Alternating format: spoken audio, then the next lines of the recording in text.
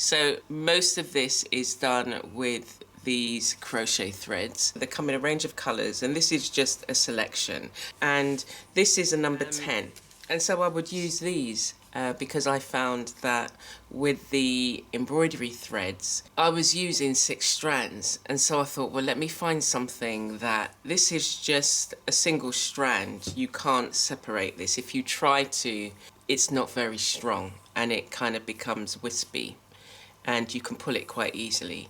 Right now, it's very strong. The only thing you have to be mindful of is the type of material you use it on. So obviously you shouldn't use it on sort of like the fine silks and things like that, but the heavier cottons, I find that this works well for me.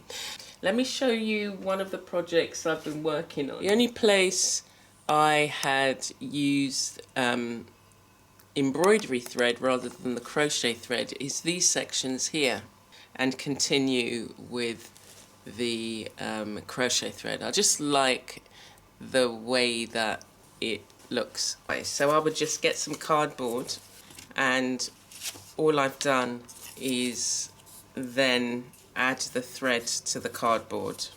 And these are good for traveling around. If you want to take your project with you, then you can still work with the coloured threads. They're fairly inexpensive. It's 320 meters or 350 yards. It's 100% cotton. It's made in Mexico.